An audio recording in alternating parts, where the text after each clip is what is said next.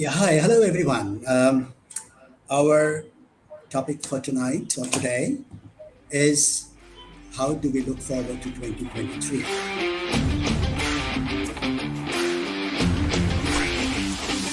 We are in almost end January. We have full 11 months to go, and many of us are wondering how this year will pan out.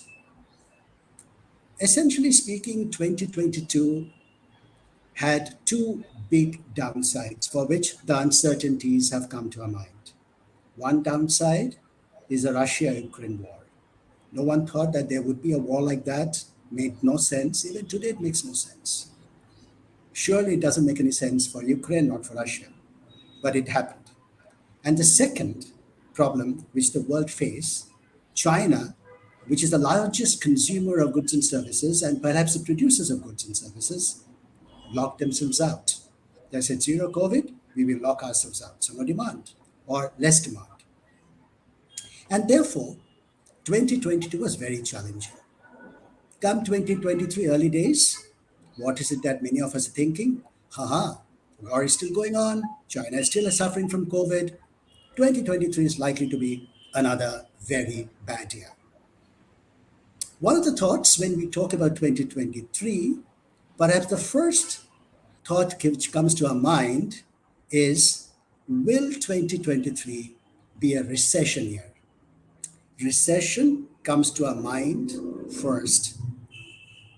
Before we say whether 2023 would have a recession or not, ladies and gentlemen, we need to first define what is recession.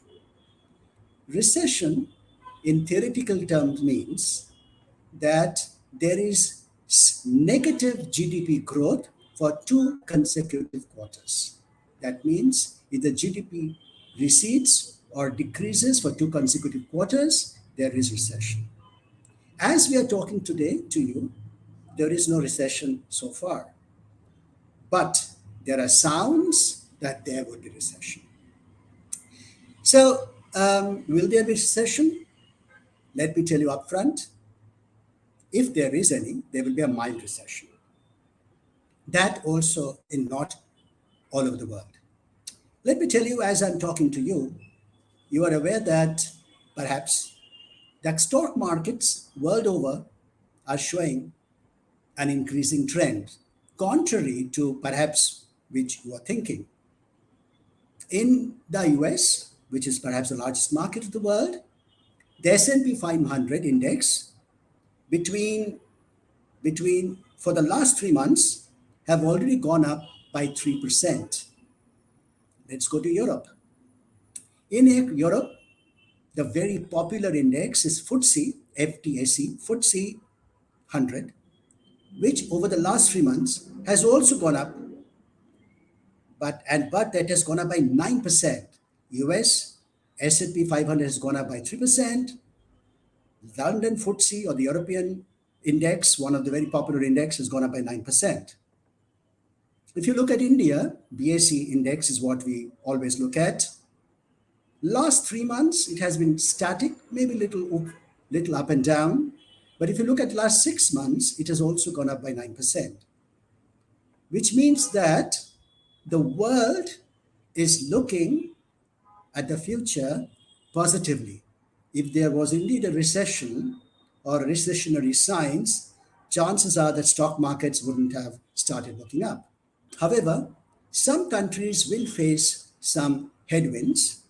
That headwinds will come to countries which have high exports and they are export oriented. The world is still sort of struggling to get out of the ruckus, and therefore the consumption demand all over will still be challenged. Exports would not grow if the country is export oriented. For instance, many Middle Eastern countries, Southeast Asian countries, and therefore their growth would be halting. Recession is negative. Growth halting means static or slight increase. Talking of India, Indian export as percentage of GDP, that is the gross domestic turnover, is about 20%. The balance 80% is internal demand. India looks to be doing quite well, and because the export orientation is low at around 20%, chances are that recession is unlikely to affect India. In fact, every indication shows that India is likely to grow. So, will there be recession in 2023? The answer is no. There could be mild recessions in certain parts, but most likely 2023 will not be a recessionary year. The next question, when we go to looking at 2023 prognosis, what is the year panning out to be for businesses and students and managers? The next thought which comes to our mind, what about inflation? Will prices go up? Will cost go up? Will the world face inflationary trends? Ladies and gentlemen, inflation happens when prices or cost goes up, which means someone is willing to buy at a higher cost or higher price. So when there is more demand and lesser supply, the prices start going up. So inflation happens when there is more demand, theoretically speaking. However, if you look at the world in the last few months, you must have read and heard that the recession is likely to happen because oil prices, crude prices could go up, gas prices could go up because Russia is not going to supply. Food, most importantly, food prices are likely to go up because Ukraine and Russia, which supplies a lot of millets and wheat, are unlikely to supply. Shortage of demand, shortage of products, shortage of energy. Therefore, the prices are likely to go up. Now, let me tell you what's happening in the recent past. One of the methods by which you can figure out how the crude oil is working out in the world is the WTI index, which is called West Texas Intermediate Index, which is a oil index for oil being supplied in the Americas, that means the USA. In March 22, 2022, oil was around $120 per barrel. In January 2022, that's the time in which we are talking to you, the oil has come down from $120 to $80. Give and take $1 or $2 here and there, depends upon when we are talking. That's WTI index. If you look at the Brent crude index, which most of us would deal with, that means if you're in Asia, Africa, Middle East, you would normally import crude at the Brent price. And the Brent, which was March 22 at $123, today as I'm talking to you, is about $85. Both WTI and Brentwood prices have come down. Contrary, contrary to our belief, in August, September, all of us thought that the crude prices will go up significantly and perhaps the world is going to end. Next, let's look at energy, and one of the most important parts of energy is natural gas prices. Russia is a big supplier of Russian gas, natural gases. And how does natural gas look like? Just to see whether there is inflation in the world today or not. In March 2022, when the war started, natural gas, MMBTU, dollar per MMBTU, which is the method by which gas is sold, was $5. $5 per MMBTU. In August, when actually the thought of recession came in, natural gas price went up from $5 to $6. Ladies and gentlemen, as I'm talking to you in January 2023, the natural gas is down to $3. Where is the inflation? Both crude and natural gas, two primary sources of energy in the world, prices have slackened. Why is it so? Essentially speaking, it is slackened because Europe have been able to garner and store natural gas for whatever their requirement is. So they have been able to store it in advance. Two, they have been able to source these materials, these input items, from sources other than Russia. And number three, the winter in Europe has been lesser harsh, and therefore their heating requirements have been lower than what they thought it would be. Now, if you look at the inflationary situation, we were talking about inflation. The US headline inflation, headline, as you know, is a consumer price index inflationary figure. In June 2022, which was the peak of the time when the war started and the world went through uncertain times, was 9%. As I'm talking to you in January 2023, actually not January, it was December 2022, last month, the inflation in US is down from 9% to 6.5%. In Europe, in Europe region, in October, the headline inflation was about 10%, and today it's down to 9%. The world across is having an inflation, as we are talking in January 2023, is around 5 to 6%. Most economists in the developed world wants this inflation to be less than 2%. To cut the long story short, ladies and gentlemen, middle of last year, which is 2022, the inflation did seem to be spiral, but as we are talking today, the inflation is looking to be coming down, and chances are that it may not come down to 2%. It is currently hovering at between 5 and 6% in various parts of the world. I believe it will be hovering around 4%, 3 to 4%, unlikely to be 2% for the whole of this year. So our prognosis for this year is it is unlikely to be highly inflationary. In fact, inflation is likely to be under control, not as low as 2%, but maybe between 3 to 4%. So not to be worried about inflation too much.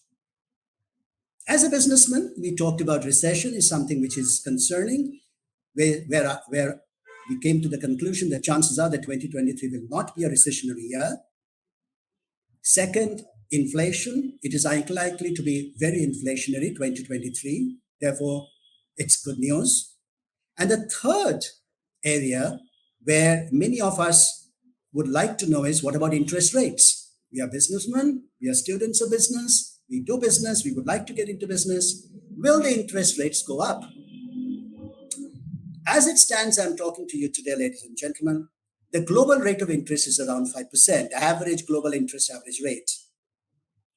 If the global average rate goes up by 1%, the GDP of the world will go down by 1%. That means for every plus 1% of interest rates going up, the global GDP would come down by 1%. In the last year, most of the central banks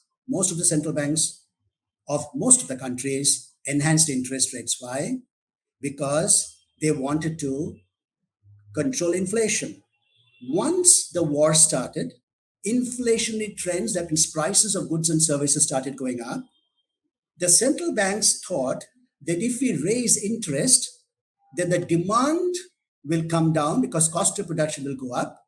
If the demand goes down, the lesser consumption takes place. And if lesser consumption takes place, the heating up of the prices will be under control.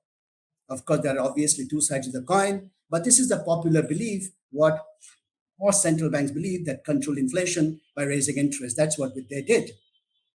As I'm talking to you, the average rate of interest rates in the US is around between 4.2% to 4.5%. Most probably next month, this interest will go up by about 0.25%. It is believed that this year will end at around 5% inflation interest rates. So 2023 is likely to be ending in US interest rates at around 5%. And I believe that by 2024, the interest rates are likely to come down to about 3%. If the interest rates does come down in US, where there is a likelihood, come end 2023 and beginning 2024, in the rest of the world also will follow suit. Let's say in India, the rate of interest today is around 6.25%. Chances are that it will go up to around 6.75% this year, perhaps to 7% by the end of the year. But then come 2024, the interest rates are likely to come down by 1 to 2%. So, as regards interest is concerned, it is unlikely to be flaring up too much. Small little changes here and there just to keep the interest under control.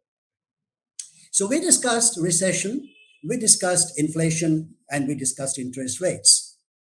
In order to forecast 2023, there are lots of other issues, but an area which I would like to point to you, which is something which will affect our prognosis for 2023, is what's happening in China.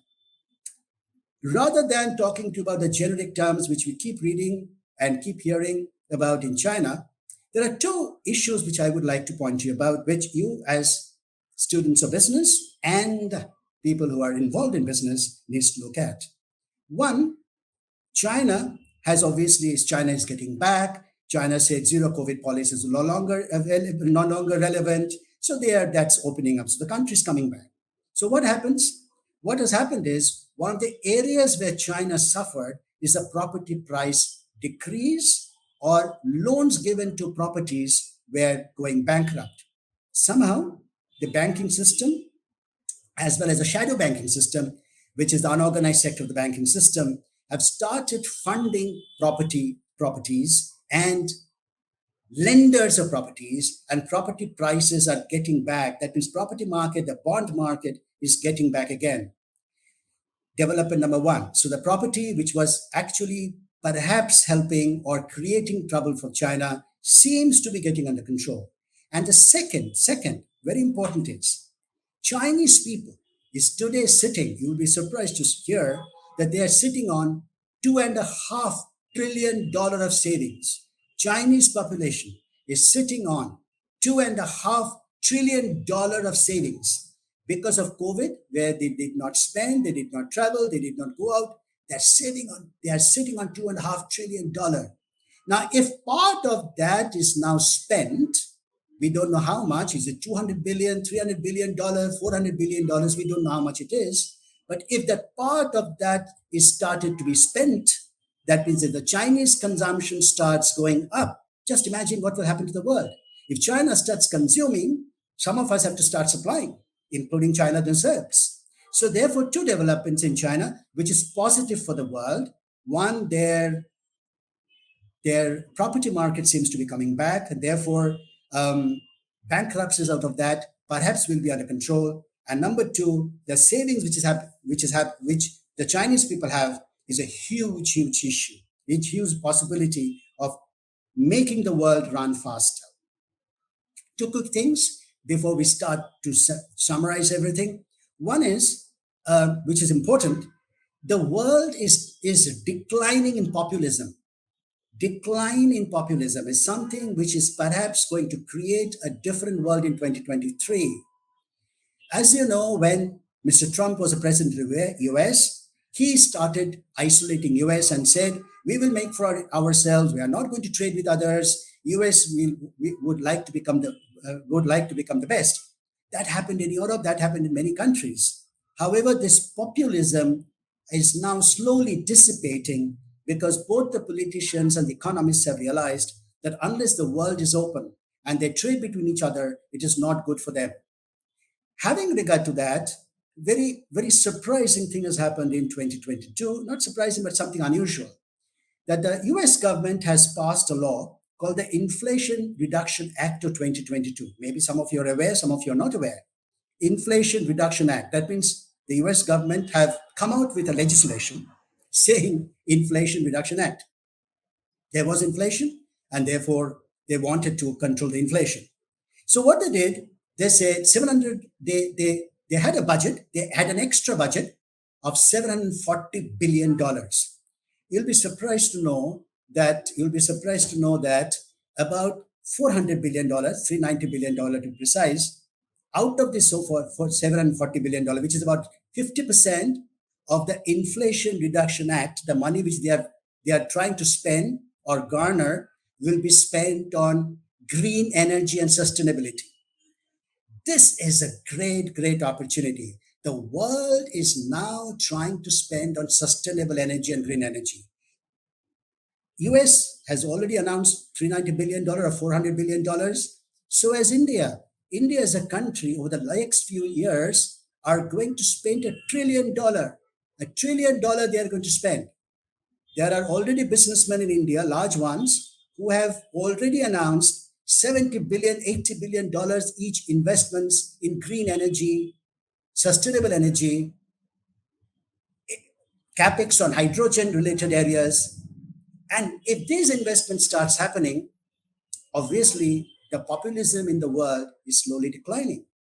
So the declining trend of populism, the world is likely to do better. That's another sea change which is happening. The last one which I would like to talk to you about is, maybe you have not thought about it. You'll be surprised to know that the world can grow significantly if there is money. And money, there are two sources, government and private. The private sector money is now going to come out significantly. There is a lot of private sector funding which is going to happen. Just to give you two examples, G7, which, as you know, the seven largest, most popular largest countries in the world, already has savings sitting with them of $3 trillion, 10% of their annual consumption.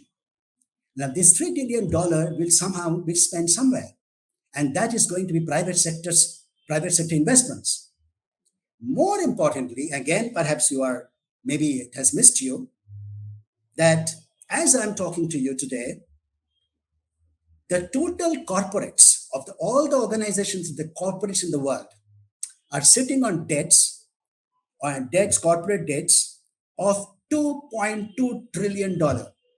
Let's say $2 trillion of debts corporates are sitting on. Of this $2 trillion of corporate debts, three-fourths, 75% of this $2 trillion or $2.2 trillion are known to be investment grade debts, which means that if an investment grade debts means that debts are unlikely to devolve or unlikely to be not honored. These are less risk. These are all triple B minus and above rating. I have covered two areas which perhaps has escaped your attention. One, there is a decline in populism in the world, which is resulting in world becoming one shop or one area. And the second, the private sector investments are likely to go up significantly. In short, there are loads of tailwinds which are showing that 2023 is likely to be a better year. I know whenever we talk about prognosis, future, we must say, okay, are you somebody who can you are a crystal ball gazer? Well, we always try to be. That's what one tries to do based on information available at any particular point of time. But I would like to tell you, just to my mind, there are five big risks which you must keep in mind. The first risk is the crude price. I told you the crude price have come down from about $120 to $80. If the crude prices goes up beyond $100, that could be trouble for the world. So look at the crude prices. That's one risk which we need to keep aware of. Second, the political scenario. Political scenario or the politics provides consistency of decisions in any country. Any political upheaval creates chaos, results in uncertainties, especially for businesses where we want to invest for the future. Three is China. Will China attack a neighboring country or the neighboring countries? Will China be peaceful? Will China be entering into war or altercation? We must look at China. Fourth, will COVID come back again? Or for the matter, any other pandemic as it attacked us 2 years back, can there be something of that sort attack again? There are signs that it is happening here and there, including China. Will COVID come back? And the fifth one, will the climate change? Will there be serious snowfalls, serious rain as happened in Pakistan of late, serious climate changes which will affect you and me drastically and suck out money? Five risks, ladies and gentlemen, please keep a tab of. Crude prices. Second, political uncertainty. Third, China. Fourth, pandemic like COVID recurrence. And the fifth, unusual climate change. Given these background, ladies and gentlemen, it seems that 2023 would be a better year than 2022 as we sit today. It is a prognosis. No one knows what the future would be. We obviously will come back to you stating that where we are on the so-called prognosis from time to time and trying to paint a picture before you as to how the world is progressing. Given this background, I do hope you have been able to gain a bird's eye view as to what's happening in the global arena. And you, as business persons, entrepreneurs, or students of business, should be able to handle things a little better. Thank you, ladies and gentlemen. Happy to take questions. Thank you so much, Robin. That's very insightful and an in depth overview of the factors that could affect businesses. Robin, can you answer one question, which is how will this impact careers of people in finance? When we open newspapers, look at television, see the WhatsApp messages, we find now lots of people are losing jobs, especially in tech. We can see Facebook, Meta sacking people, Microsoft sacking people, Google sacking people. I know you have asked question on how will it affect finance carriers. The job losses in tech is a very small micro portion. It is just getting highlighted, but I must tell you, it is very micro portion, which is small number. Number two, if the world is doing better, obviously jobs will come better, job availability will be better. I foresee with the new world coming in, demand for finance people will be significantly higher from two sources. One, of course, finance generation, generating new funding because growth needs funding. And number two is management accounting, management system, controls, governance, and related areas. Goes without saying that a third area where our finance people would do extremely well if they start learning is big data and artificial intelligence. Blockchain technology, of course, would be good. I would request all of you to avoid cryptocurrency, in fact. But if assuming cryptocurrency is not part of your picture or you are trying to keep it aside, again, blockchain is a great opportunity. So I foresee with the world coming back on track, hopefully in 2023, there should be more opportunity for finance people. Definitely, I see a much more tailwind than what we had in the last 2 years.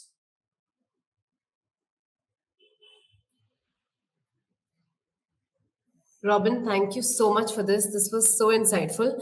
Robin, when you talk about finance professionals, this is the last question about getting into data analytics and AI and blockchain. So, how do you acquire this knowledge? Our education system doesn't really teach us. So, how do you acquire this knowledge?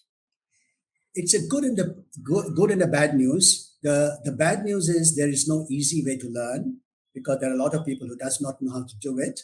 But the good news is because there is no easy way to learn, whoever will take the tough route will be able to learn and move forward. I feel there are specific institutions, there are specialized institutions which are giving training on artificial intelligence, big data, blockchain, is also including foreign universities like Harvard Business School, etc. My submission to all of you is please go to these courses, please enroll yourself for these courses and learn the tricks of the trade. Finance people understands numbers the best. You and me understand numbers the best. Big data and artificial intelligence and blockchain is all about numbers. If you and me, we the accountants or we the business people do not understand numbers, who else will? And therefore, if you put your mind towards it, take a good course, and there are quite a few around, I would I would think that you would be then armed with new technologies very soon for the future. Thank you, Robin. Robin, we have one last question actually. What about finance professionals? There's so much of automation right now and so much of funding being received to automate the finance processes, right? So, is this going to create more new roles and also about cybersecurity? How can, as finance people, get into cybersecurity? Two questions you asked, Chantel. One is with the new technology, will finance jobs go down? And the second one is cybersecurity.